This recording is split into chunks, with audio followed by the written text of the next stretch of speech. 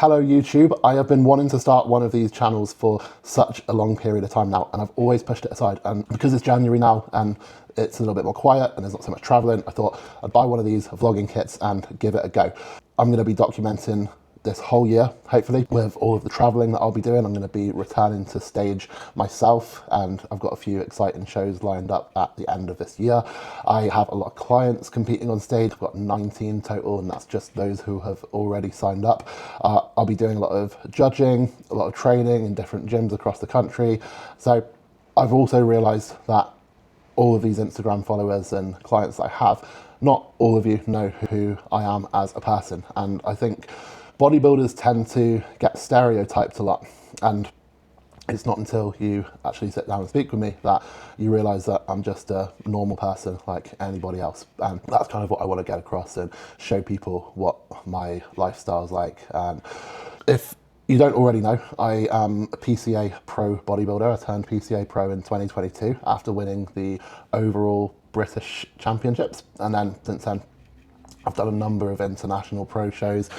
I was a prison officer in 2019 to 2023. Since then, left to do the coaching full time, and I've never looked back since, really. It's an amazing job and I'm very fortunate. I also work alongside the condition coaches, so Martin and Amanda Winston and myself are a team.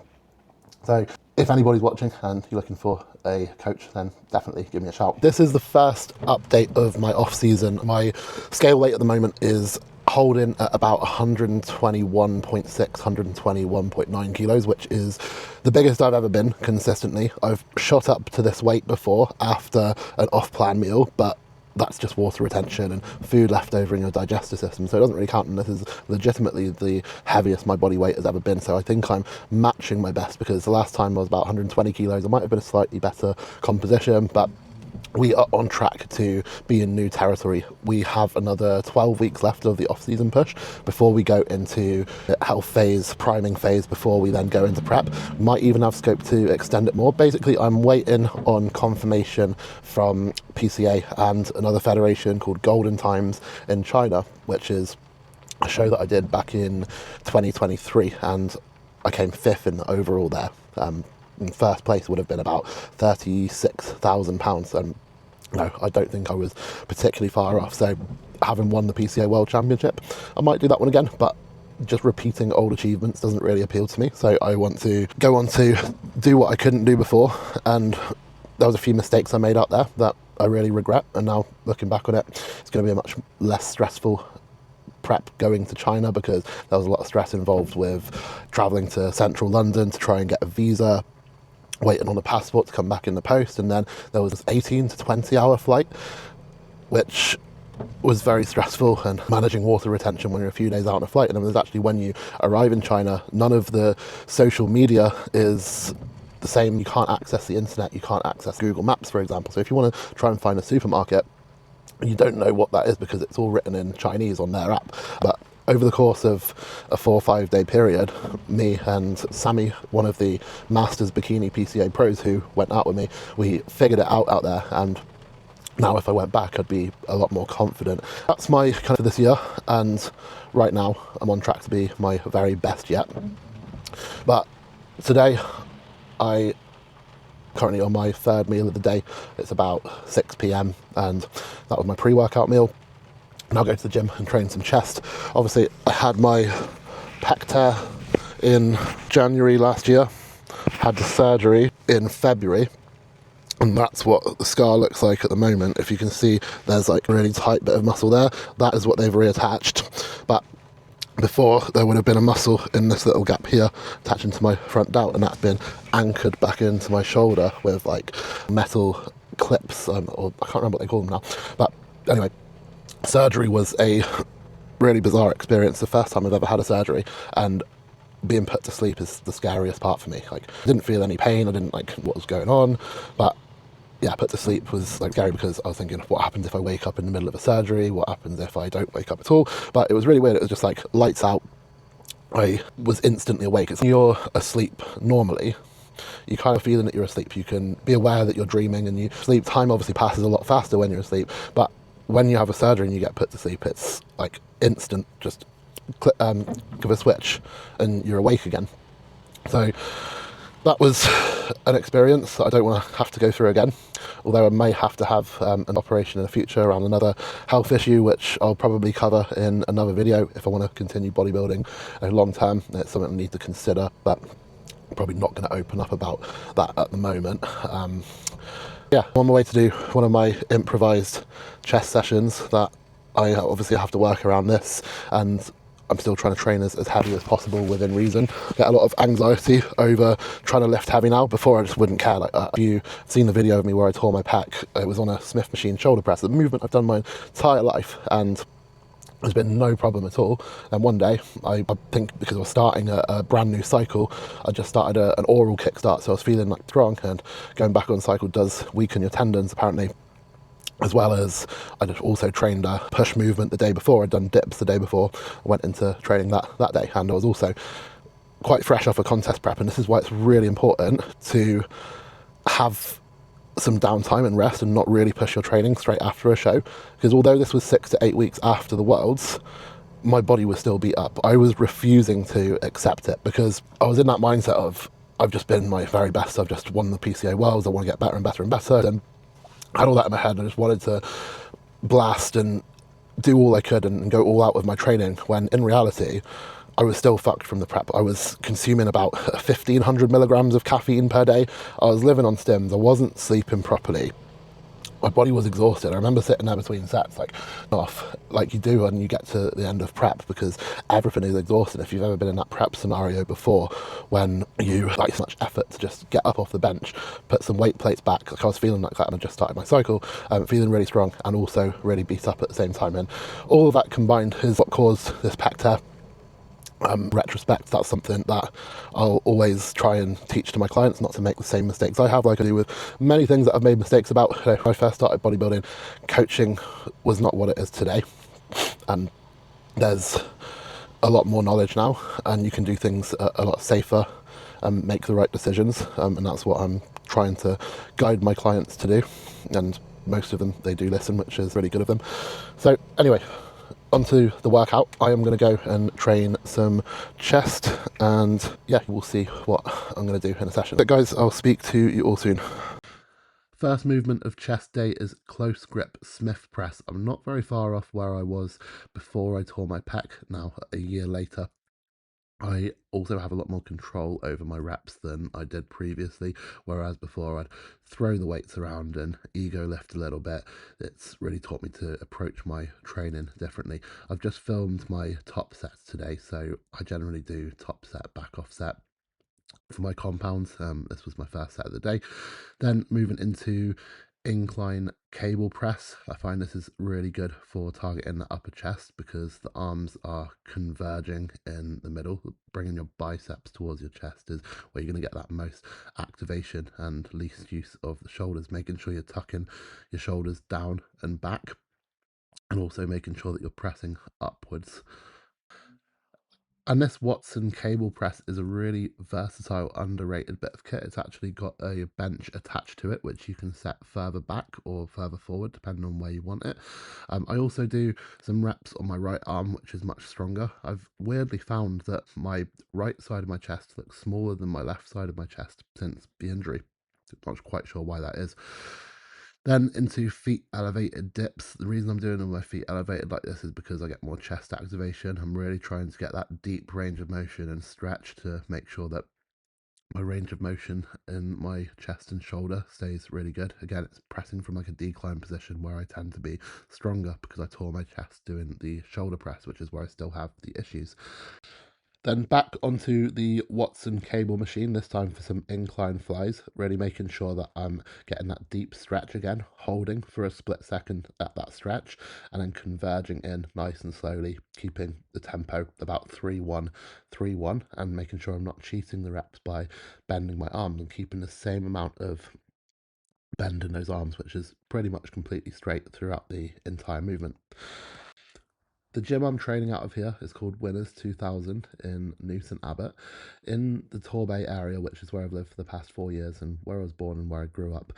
It is really limited. There aren't many bodybuilders. I swear I'm like one of the only bodybuilding competitors in the entire area, and to get to like a bodybuilding friendly gym, or a gym with a good atmosphere with a hardcore training vibe, I've generally got to travel about an hour each way, which sucks, but I can make do on very little kit. I trained out of a garage for the majority of my life, so all of this is a massive bonus as far as I'm concerned. So next I did a bit of a time-lapse video here because I did 10 sets of 10 reps on press-ups. I'm limiting my range of motion using this. Actually, it's a lat pull down attachment, but it just allows me to switch up my grip each time. So I'm going wide, mid, narrow. I'm having about 30 seconds rest between sets here. Then I think it cut off the end of the video, but get another 2 sets on top of this. Really like my high rep, high volume stuff. You'll probably see that throughout this channel as I go on. Like, I have a lot of intensifiers and crazy high rep sets that I do. And then finished off with some tricep push downs using the Strength Shop bar. It's really nice as it lets you have your palm on top of the bar and you're not gripping a round handle. Then I also did some more tricep movements after this, which I didn't film, and then my 30 minutes of cardio. But yeah, that's about it, and I will catch you for my next session, which is going to be something a bit more hardcore and not just working around an injury. And I realise there's some really exciting news that I haven't shared with everyone on that last clip, which is kind of why I wanted to make the video as well. I am travelling to Spain for a month in February, and I'm going to be training out at Titan Fitness in Alicante. I realised that I'm an online coach and I don't have any commitments. I don't need to be tied to one place, and I'm sat here in the pouring rain every day, barely going outside because it's miserable and it's getting me down a little bit, to say the least. So I'm going out there for a change of scenery. I lived in Spain for a while when I was in university. I did an Erasmus program, so my Spanish is okay. I'll definitely need to brush up on those skills, but mostly just have some time away, change of scenery, a really good gym, and live and breathe bodybuilding. Like, I live and breathe bodybuilding anyway, but I want to take it to another level. I'm actually going to attach a clip to this video with me and Lewis Breed talking about when he went away to Dubai for a few months, and that completely changed his look for the next show because he was just able to block all the background noise out, have a new level of motivation, and yeah, link that clip into this video now. Get myself based near a really good gym and just lock into that bodybuilding routine 24/7. It's I think is going to help get me to the next level. So, because I was pro, but I was like in and around the sort of 10th place, 9th place, 10th place, that sort of thing. I was sticking around there, and it was Holly that said, well, you need to just fuck off and be a bodybuilder. So I went to Dubai for 3 months, did nothing but eat, sleep and train. I didn't leave the apartment unless it was to go to the gym. You know, they would turn up and I'd sit there and I'd have an IV drip. You know what I mean? Every type of therapy you could have was done in the comfort of my apartment. I just ate, slept and trained, and in that 3 months I then ended up going from, like, as a pro 225 on stage to then 240, 245 on stage just in that 3 months, because I did nothing but be a bodybuilder. You know, when you're at home you've got life, kids, that sort of thing, for myself getting in the way. So I feel like a lot of people think that would be really expensive, but is it investment into yourself and therefore an investment into your career at the same time? Like, getting an apartment, IV drips, and in a place like that, it's worth it, and it's paid off for yourself now that you've managed to get to that top level. Yeah, I think without that off season, I would still be chasing to try and get in that first call out, to try and get in that top 3. Where you had to make an impact, didn't you? And you have to come back and make an impact. And now, like, I'm always the first call out guy. You know what I mean? I know I'm always within the mix. That was one of the things. And that's, you know, it's because pro cards unfortunately are given out a little bit too easy these days. So it's almost now not like, it's not becoming a pro, it's making a name for yourself as a pro and being a competitive pro. You don't just want to be a pro, you want to be competitive on a pro stage. You know, and now to know that every time I step on stage I am competitive, I am in that first call out, I am in the mix. That means, you know, in my eyes, that, you know, I've achieved something as a pro. Not what I want to do. Olympia's next.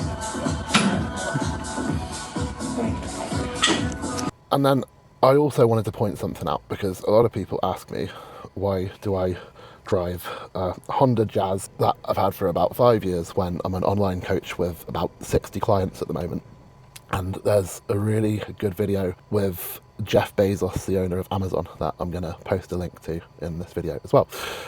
But the point is that I'm not really a material person. I don't really give a shit about cars. I live out of my car. I drive about 25,000 miles per year, and I want spare money to be able to do things like go to Spain, go and get nice Airbnbs where my clients have shows, and use it for things which will give me experiences rather than a material item, because I don't really care about what people think of me.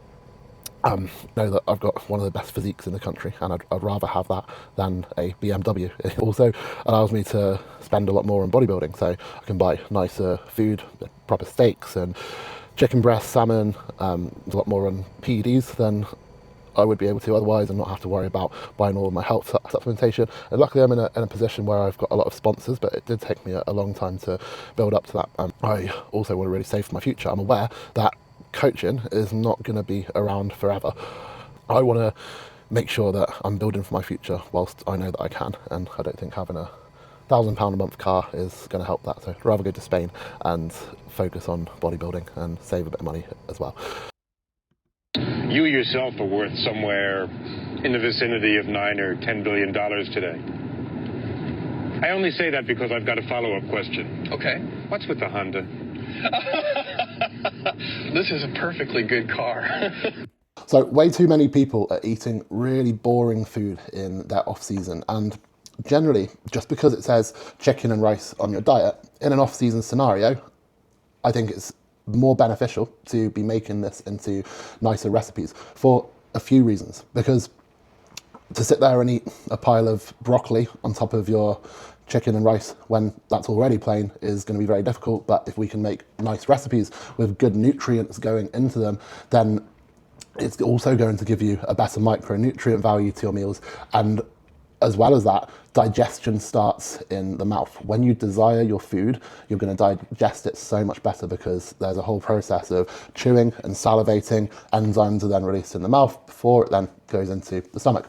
The recipe today that I'm going to show you guys is something which I grew up eating a lot of, because my grandma is half Indian and they did a lot of cooking when I was growing up and taught me a lot of those recipes. And I've kind of, a lot of those recipes, adapted them using less fats to fit bodybuilding diets.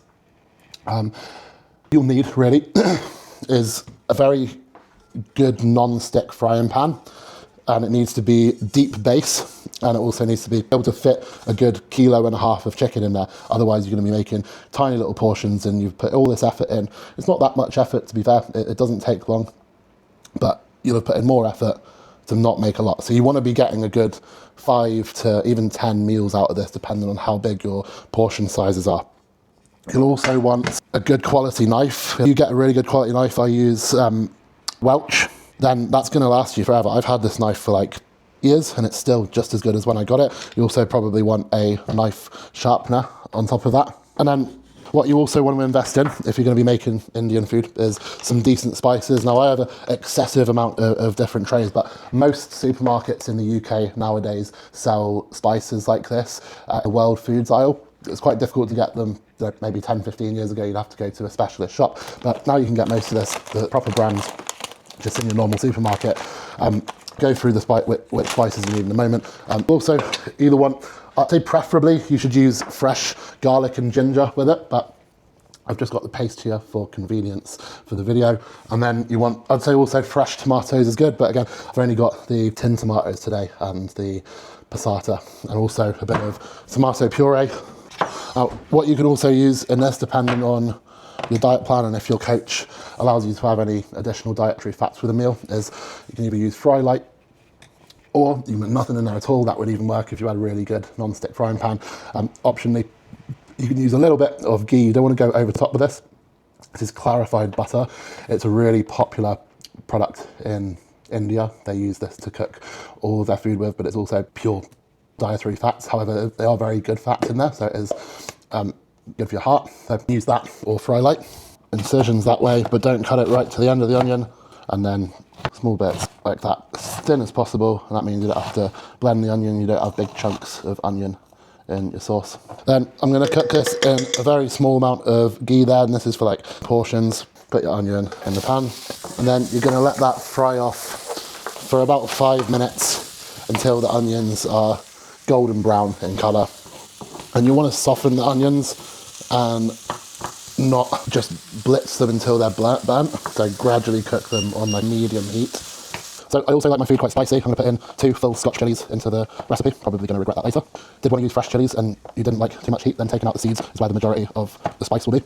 With chillies, if you don't use too many at once, you can freeze them because they do tend to come in really big packs, and you're probably only going to use like 3, and then if you leave the rest in your fridge and you don't make this again for another 2 weeks, then you probably have to throw them out. You can just take them straight out the freezer, and by the time you finish chopping them, they've usually defrosted already. So the chilli can go into the mix, and that can start frying when the onions are about halfway done. So when your onions and chilli have turned like a really nice golden brown colour like this, that's when the garlic and ginger paste can go in. 2 nice big dollops of that. I use like a third of one of these jars, at least. If you're using fresh garlic cloves, I'd probably say about 5 of them, and then 1.5 inches of ginger. Okay, when that garlic ginger mix has been frying for a few minutes, that's when you want your spices to go in. So you can do this before and then pour it in after if you put it into a Tupperware, but Madras curry powder, or any sort of curry powder, a big heaped teaspoon of that. You then want chili powder, and that's to taste. All that's going to do is make it spicier, but I usually go with about a heaped teaspoon of chili powder. Heat can go down slightly if it looks like it's burning. Then 1 level teaspoon of ground coriander, level teaspoon of ground cumin. You can also use garam masala, heaped teaspoon, and then mustard seeds, roughly a teaspoon of them. I like using cardamom pods, but they can be a bit nasty if you bite into them. So you want 3 of them. That's it. And if you want to go, finally, ground turmeric. You want about half a teaspoon of turmeric. If you want to be extra, you can use like food colouring. That's what a lot of the Indian takeaways do. The curries aren't really red when they cook them. It's just they've added food colour into them basically. So give that a stir. If you're not using much oil in that, you might want a drop of water in there. Otherwise it will just stick to the pan and get to the back of your throat. So a little bit of water, take that heat up a bit if the water's cold. Then once the spices have been frying for a couple of minutes, that's when you want to put your chicken in. Really good hack here is just to use kitchen scissors to chop it in. Okay, once the chicken is fried off, which means that it's white on the outside, that's when you can put the tomatoes in. So you want a tin of plum tomatoes ideally. If you don't have one of these food processor things, don't worry. You can use like NutriBullet or a blender, or you can just pour them straight in and chop them up with the wooden spoon by cutting it. So it doesn't matter if you don't have that. So a tin of plum tomatoes in there, pack of passata, a bit of double concentrate tomato puree, about a tablespoon. At the moment, you can also do is put a chicken stock cube in there and literally pour that in with the chicken. A bit of sugar, just to take the edge off the tomatoes. You're also going to want plenty of salt. Remember, you're trying to salt it for like to 7 portions. So however many grinds you put on your normal meal, cut that and do it in the cooking. Or alternatively, if you need to measure the salt, just cook it without salt. You put that in at the end. Okay, once that's given a mix, you would just simmer that for about 30 to 45 minutes.